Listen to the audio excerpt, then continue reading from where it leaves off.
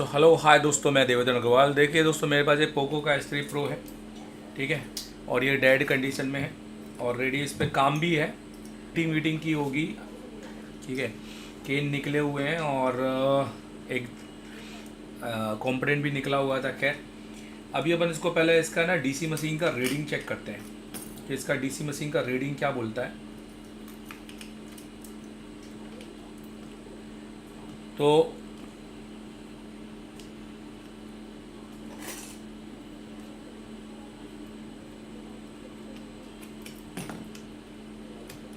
मैं सबसे पहले इसकी डीसी मशीन की रीडिंग आपको दिखाता हूँ। आप ऊपर मेरा डीसी मशीन देख ही रहे होंगे, कनेक्टेड है I2C का।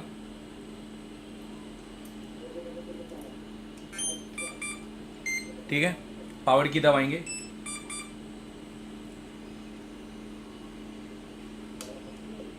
ये देखिए, तो ये जा रहा है 40, 35, 47, 48, 30 पर। और जाकर जैसी बटन हटाते हैं तो ये जीरो हो जाता है, मतलब ये रीडिंग जा रही है। और आप इसकी करंट बार कोड भी देख सकते हैं, मतलब बार करंट भी देख सकते हैं, जो ग्राफ है। अगर मैं आपको इसका ग्राफ दिखाऊं, आप यहाँ पे ग्राफ देखिएगा। ये देखिए, ये अप डाउन हो रहा है। देखिए, एक बार भी ना स्टेबल नहीं हो रहा। हम ये नहीं बोल सकते कि 48 एकदम से बहुत मिली सेकेंड में ड्रॉप हो रहा है वोल्टेज। तो ये प्रॉब्लम सॉर्टिंग की भी हो सकती है। ये प्रॉब्लम ज़रूरी नहीं है कि CPU की हो। और अगर ये MMC का सेट होता तो हम इसमें ट्रिक यूज़ कर लेते कि करंट स्टेबल हो रहा है, पर ये MMC का सेट नहीं है, ये एक UFS का सेट है। तो इसके अंदर अब हमें बेसिकली सबसे पहले देखना पड़ेगा कोई कैपेसिटर शॉर्ट तो नहीं है जल्दी जल्दी। उसके बाद में हम इसके अंदर ये कर सकते हैं कि इसका UFS निकालेंगे सीधे। इस बार हम CPU रिबॉल्व नहीं करेंगे, इस UFS निकालेंगे और देखेंगे UFS निकालने के बाद ये करंट होल्ड होता है कि नहीं। क्योंकि अगर ये करंट होल्ड नहीं होता तो हमें इसका UFS और रैम दोनों ही निकाल कर चेक करना है। तो देखिए, जो प्रोसीजर है, हालांकि CPU और रैम को हम रिबॉल्व कर सकते हैं डायरेक्ट, और फिर बाद में हम UFS निकाल सकते हैं। हम ये भी कर सकते हैं, हमारे पास दो ऑप्शन है। तो हम ऑप्शन A में भी जा सकते हैं, ऑप्शन B में भी जा सकते हैं। चलिए देखते हैं हम क्या करने वाले हैं। देखिए, सबसे पहले तो हम यहाँ पर मल्टीमीटर को डायोड मोड पे कनेक्ट करेंगे और शॉर्टिंग चेक कर लेंगे।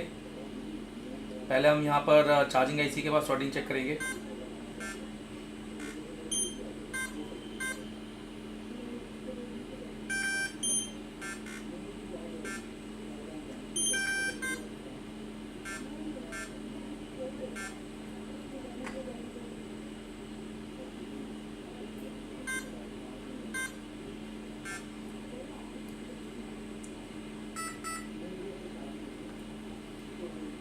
ये हमारा टर्बो चार्जर है, कंडक्टिव टर्बो चार्जर।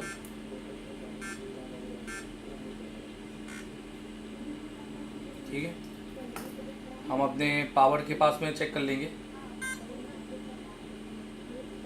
आप देख सकते हैं यहाँ पर हमारा मेन पावर और यहाँ पे हमारा कोर पावर यूज़ किया गया है।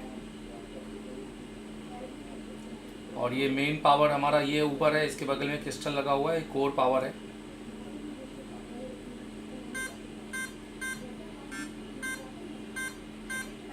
ये हमारा बक कॉइल है, बक कैपेसिटर है।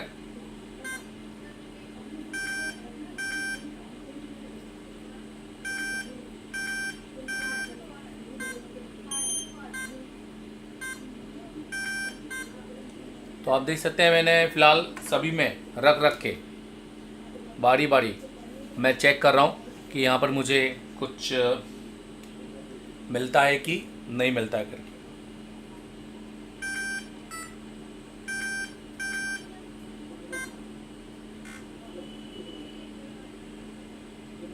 अगर मैं GR की बात करूँ तो मुझे BBAT का GR आप देख सकते हैं कितना मिल रहा है, और रिवर्स मोड पे सही है।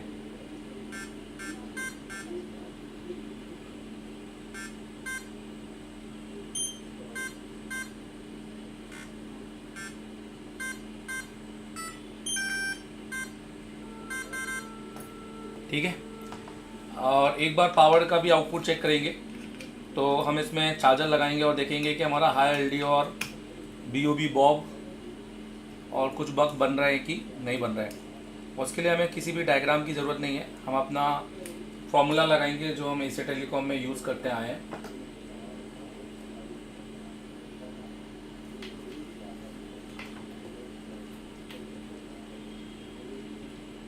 तो हमने चार्जर लगा लिया है और हमने इसको वोल्टेज मोड पे भी डाल दिया है।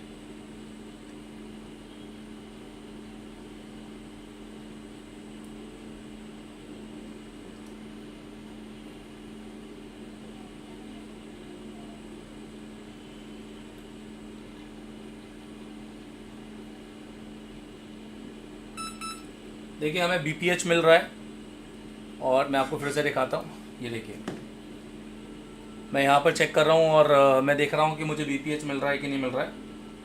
ये देखिए यहाँ पर हमारा बॉब बनता है। देखिए हमारा यहाँ पर बॉब भी बन रहा है।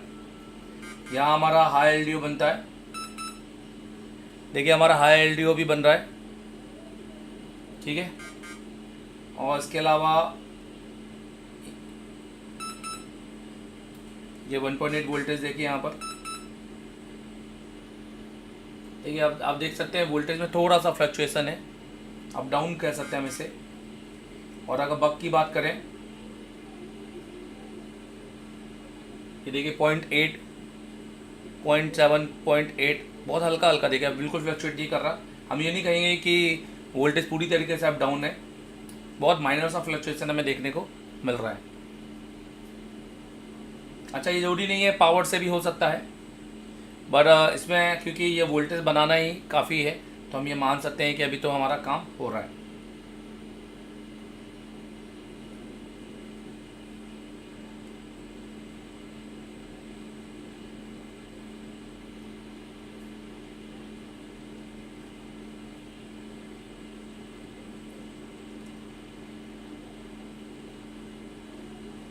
ठीक है,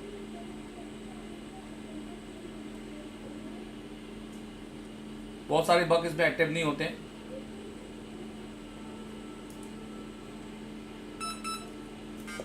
तो जो पहली केस स्टडी हमारी बनती है, क्योंकि पोको S3 में सबसे ज़्यादा जो प्रॉब्लम जाता है वो इसके सीपीयू में जाता है। हम इसका सीपीयू और रैम निकाल कर एक बार रिवॉल्व करके केस स्टडी का जायज़ा लेंगे और इसके बाद में अगर हमें लगा कि फिर से कोई दिक्कत आ रही है और अभी फ़ोन चालू नहीं होता है तो हम इसके अंदर हम इसका सीपीयू लगाकर यूएफएस उतारेंगे। सैमसंग का लगा हुआ है और देखेंगे कि हमारी रीडिंग स्टेबल हो रही कि नहीं हो रही। नहीं तो हमें इन दो पावर को बारी बारी चेंज करना पड़ेगा, चेंज करके ही देखना पड़ेगा, क्योंकि अभी तो हमें प्रॉपर तरीके से यहाँ पे वोल्टेज मिल रहा है।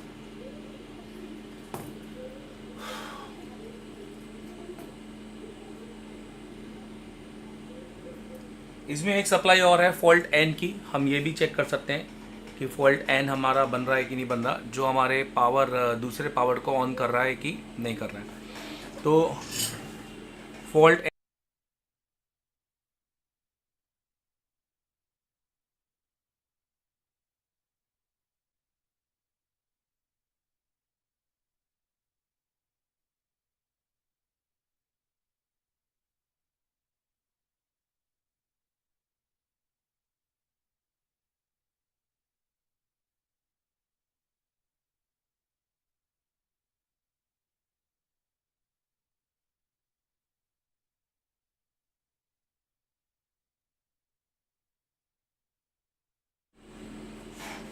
तो चलिए इस वोल्टेज को चेक करते हैं।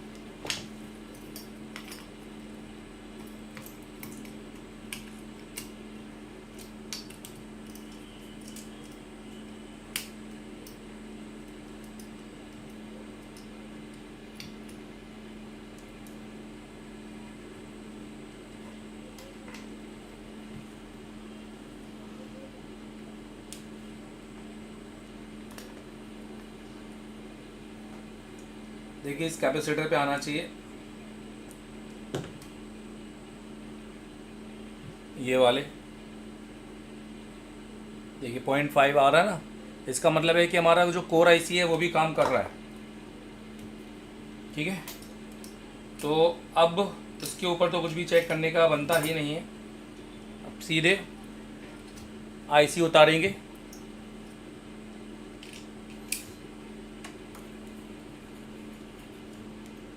पहले हम सीपीयू पर काम करेंगे, फिर हम यूएफएस पे काम करते हैं। पहले मैंने सोचा था यूएफएस में काम करते हैं, पर अभी मैं सबसे पहले सीपीयू पे काम करूँगा।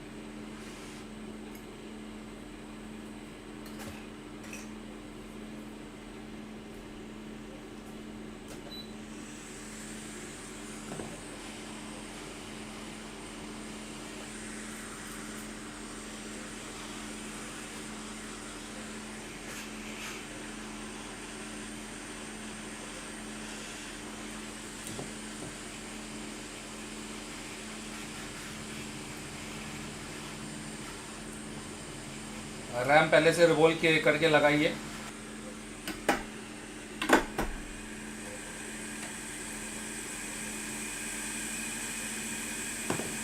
तो देखिए, इस पे आप देख सकते हैं ये जो सीपीयू है ये फूला हुआ है। ठीक है, तो जनरली ऐसे केस स्टडी में मैं आपको बता दूं कि आप अगर फ़ोन बना रहे हैं, ये किसी भी ऑलरेडी टेक्नीशियन ने काम किया हुआ है, और रैम बस लगाइए और यहाँ पे सीपीयू देखो ऊपर से यहाँ पे फूल गया है, ये दबता नहीं। तो इसका मतलब ये है, सिंपल है, इसमें हम कुछ भी नहीं कर पाएंगे। ये सेट इसलिए कुछ रीडिंग देके रिटर्न मार रहा था।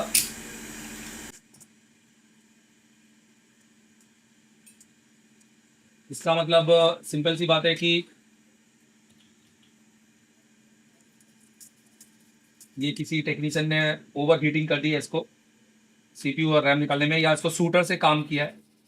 जनरली लोग अभी 3-4 हज़ार की और 5 हज़ार की असेंबली लेकर काम करते हैं, इसमें हम कुछ नहीं कर सकते। इसका सीधा फंडा क्या है मैं आपको पहले एक बार समझा देता हूँ। अगर आपके पास में इस तरह के सीपीयू आए जिसके अंदर आपका खास तौर पे सीपीयू इस तरह से फूल जाए, देखो ऐसी केस स्टडी भी मैं डाल रहा हूँ पहली बार कि आपको पता हो। हम तो यहाँ पर काम करने के लिए बैठे हैं, बट पहले से रिपेयर वाले से इसलिए बोलते हैं ना, एक साइड में एक रिपेयर होते आता है तो एक नहीं दो दिक्कतें आ जाती है। अब आप देखो इसके अंदर जो आईसी का नंबर लिखा हुआ है, ये लिखा हुआ है एसी। यहाँ पर अगर आप इसको पढ़ोगे, ये देखो ये लिखा हुआ है यहाँ पर एसी। इसका मतलब है कि इसमें नया सीपीयू लगेगा। अगर हम सीपीयू को चेंज कर देंगे तो ये फ़ोन ऑन नहीं होगा, क्योंकि इसके अंदर हार्डवेयर आईडी होती है, और जब तक कि आप इसको सीपीयू को आप यहाँ पर इसका जो सीपीयू है वो पूरा नया ही होगा, बदलेगा। ये बहुत पतला सीपीयू होता है, इस पर बहुत ध्यान से काम करना होता है। अगर आप शूटर से काम कर रहे हो और आपका अनुभव नहीं है तो ये ही होता है। अब यहाँ पर क्या होगा, यहाँ पर ये गेम होगा कि हमें ये आईसी को रिप्लेस करना होगा नया आईसी के साथ, जो कि ब्लैंक होगा। फिर वो लगाएंगे और हम जब ये पोर्ट बना लेगा तो हमें नॉर्मली इसको फ्लैश करना पड़ेगा। हम इस आईसी को उतार के इसको रिप्रोग्राम भी करना है, जैसे इसको हम ब्लैंक कर सकते हैं। इसको रीसेट कर देंगे और इसको लगाने के बाद में सिर्फ हमें पोर्ट डाल के इसकी एक इंजीनियरिंग फाइल डालेंगे और ये फ़ोन हम प्रॉपर तरीके से ऑन कर सकते हैं। इंजीनियरिंग फाइल इसलिए ताकि हम इसका सिक्योरिटी रिपेयर कर सकें। ठीक है, तो केस स्टडी इसकी फ़िलहाल इतनी है। यहाँ मैं इसके ऊपर बता नहीं सकता हूँ, पर ये कहूँगा टेक्नीशियन से कि हैंड स्केल थोड़ा अच्छा कीजिए, और अगर इस तरह से काम आए तो फिर कस्टमर को बताइए ताकि वो आगे इस सेट को रिपेयर के लिए ना भेजे।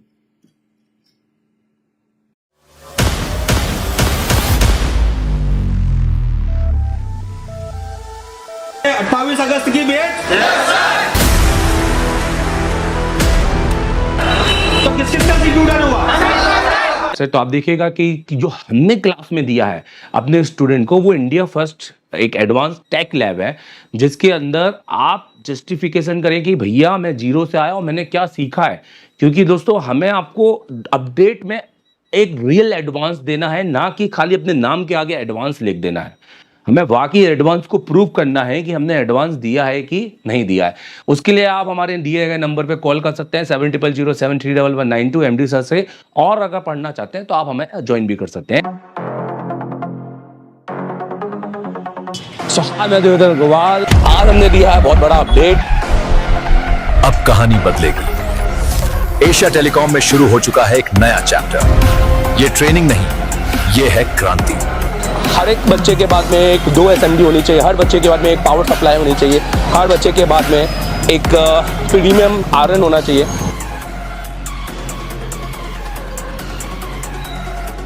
देश का एकमात्र इंस्टीट्यूट एशिया टेलीकॉम, जिसे डायरेक्ट चाइना की कंपनी ने कोलैब किया है। कराते हैं एंड्रॉइड पे केबल काम, यह आईफोन के लिए नहीं है, तो आप आईफोन के लिए बिल्कुल भी आप ये वीडियो को स्किप कर सकते हैं। एंड्रॉइड दोस्तों, सबसे पहले तो हमारा काम है, हम इस कोर्स को बोलते हैं सीपीयू मास्टर। ये ऑल इन वन कोर्स है। ये कोई ऐसा नहीं है कि आपने सॉफ्टवेयर पढ़ना है तो सॉफ्टवेयर पढ़ा देंगे, एमएमसी पढ़ना है तो एमएमसी पढ़ा देंगे। ये ऑल इन वन कोर्स है। अगर आपको ऑल इन वन पढ़ना है, एक फीस में सब कुछ, जिसमें आपको रहना, खाना, वोट सब कुछ हो, और आपके साथ जाकर 11 महीने का अपडेट भी, जिसका हम एक थोड़ा सा नॉमिनल चार्ज लेते हैं, और वो भी क्यों, वो हम इसको आपको बताएंगे वीडियो के एंड में, आप देखिएगा जरूर। दोस्तों इस कोर्स को हम कहते हैं सीपीयू मास्टर कोर्स, क्योंकि हमें सीपीयू मास्टर, आप देखेंगे ये एशिया टेलीकॉम का है कंप्लीट एंड्रॉइड कोर्स और मास्टर एंड्रॉइड कोर्स। ये हमारे ऑनलाइन कोर्सेस है, आप इनको भी ले सकते हैं, मैं इनकी डिटेलिंग भी करूंगा। सीपीयू मास्टर कोर्स होता है, हमें बच्चों को सीपीयू का मास्टर बनाना है एंड स्किल। तो हम हमेशा सबसे पहले हमारी काउंसलिंग करते हैं कि बच्चा बैठने लायक है कि नहीं। हम हर एक को एडमिशन नहीं देते हैं। अगर कोई गलती से एडमिशन लेके आ भी जाता है तो हम काउंसलिंग क्लास में उसको अलग कर देते हैं, हम उनसे फीस नहीं लेते हैं। मतलब अगर आप 10 घंटे बैठने के सक्षम हो, अगर आप इतनी मेहनत करने के लायक हो, प्रैक्टिकल लैब है, यहाँ इतने सारे जो टूल्स हैं, ये सब आप यूज भी करते हो कि खाली ऐसे देखने के? ये एक पहला इंस्टीट्यूट है जहाँ टूल यूज होते हैं। हेलो, पन्नी लगे वाले टूल नहीं है, ठीक है।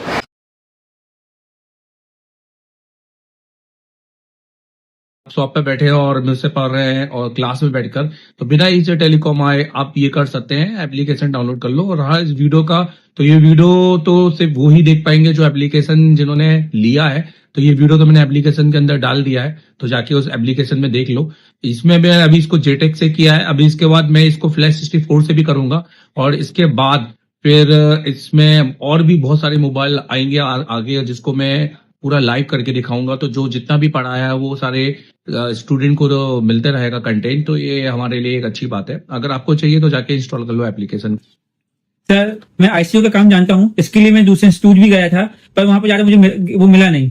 पर मैं आपसे ऑनलाइन काम सीखना चाहता हूँ, तो वो कैसे कर सकता हूँ? अगर आप ऑलरेडी इंस्टीट्यूट पढ़ चुके हैं पर अभी भी आप फुल फ्लैट में फंस रहे हैं, या आपने आईसीयू पे नॉलेज रखते हैं, तो आप मेरे सबसे पहले तो प्ले स्टोर में जाइए, ये आप एप्लीकेशन डाउनलोड कीजिए। ये एप्लीकेशन इंस्टॉल करने के बाद में आप इसको अपने नंबर से रजिस्टर कीजिए। अगर आप किसी दूसरी कंट्री में हैं कोई भी, तो आप वहां पर ईमेल आईडी से इसको रजिस्टर कीजिए, और इसका ओटीपी आपकी ईमेल आईडी पे आएगा। आपके सिलेक्टेड कोर्स है, अगर आपको सिर्फ फुल फाइटिंग का या हार्डवेयर का काम सीखना है तो आप ये वाला कोर्स परचेज कीजिए। अगर आपको सिर्फ सॉफ्टवेयर, एमएमसी, जेटेक, यूएफएस या फ्लैश 64 पे काम सीखना है तो आप ये वाला कोर्स भी परचेज कर सकते हैं। और अगर आपको दोनों कॉम्बो सीखना है तो आप ये कंप्लीट कोर्स परचेज कर सकते हैं। ये हमारा एक वीडियोग्राफिक्स कोर्स है, तो वीडियो कोर्स है, ये कोई ऐसा कोर्स नहीं है जिसमें मैं रात के 8 बजे आऊंगा 1 घंटे की क्लास दूंगा, क्योंकि ये मच्छी बाजार वाले कोर्स मुझे पढ़ाने में कोई मजा नहीं है। आप मुझे पूरा देखिए, आपको ऐसा लगेगा जैसे आप एशिया टेलीकॉम में आके लाइव बैठे हुए हैं, बट अपने शॉप पर। तो पूरे 7 से 8 घंटे की क्लासेस मेरी वहाँ पे आपको देखने को मिलेंगी, प्लस सिर्फ 1 महीने की नहीं, पुराने आपके हमारे जो बैचेस हैं उनकी, और आने वाले 11 जब से आप कोर्स परचेज करेंगे, आने वाले 11 अगले मंथ में जो हम पढ़ाएंगे अपनी बैच को, वो भी आप वहाँ पे देखेंगे, जो कि प्री रिकॉर्डेड वहां पर स्टोर हो जाएगी। तो आप अभी जाइए और उसको परचेज कीजिए। देखो जैसे आप एप्लीकेशन में जाते हो ना, तो आपको कंटेंट मिलता है। कंटेंट के अंदर आप अगर पूरा कोर्स लेते हो ना ऑनलाइन, तो आप हार्डवेयर, सॉफ्टवेयर, एमएमसी, यूएफएस सबकी क्लास मिलती है। और जैसे कि मैंने बताया कि अगले 11 महीने तक का अपडेट होगा, मतलब हर महीने की क्लास में डलेगी। हार्डवेयर की पहले बात करते हैं, तो आप देखो जैसे एडवांस कंपोनेंट है, कैसी क्लास होती है बता देता हूँ। जैसे 28 जनवरी की क्लास है जिसमें मैंने रजिस्टर पढ़ाया है, तो यहाँ से देखो बिल्कुल शुरू की क्लास में थ्योरी भी रहती है और प्रैक्टिकल भी रहता है। जो टेस्टिंग है वो, क्योंकि ऑनलाइन की क्लास में प्रैक्टिकल बिल्कुल नहीं होता, मेरी क्लास में प्रैक्टिकल भी होगा, क्योंकि इसमें मैंने चेक भी किया है। हर चीज बताइए कि क्या सही है क्या नहीं है। तो इसका तो कोई भी यूज नहीं है हमारे फोन के अंदर, क्योंकि ये देखो, मतलब आपको लगेगा कि आप क्लास के अंदर बैठे हो, ठीक है, और प्लस टेस्टिंग के साथ में ये पूरा की पूरा ये देखो पूरी क्लास है और टेस्टिंग के साथ में तो ये आपको मिलेगा जिसमें आपको सिर्फ component, register, capacitor, diode, coil, फिर उसके बाद मॉसफेट और ट्रांजिस्टर, सारे कंपोनेंट आपको मिलेंगे। लेआउट कोडिंग जबरदस्त लेआउट कोडिंग की भैया किस तरह से अपने बोर्ड को पहचाना है, ये आपको कहीं सीखने नहीं मिलेगा। किसी इंस्टीट्यूट जाओगे तो भी आपको सीखने नहीं मिलेगा, क्योंकि उस हिसाब से ये सिखाते नहीं है। मेरा 10 साल का एक्सपीरियंस है खाली इसी चीज में।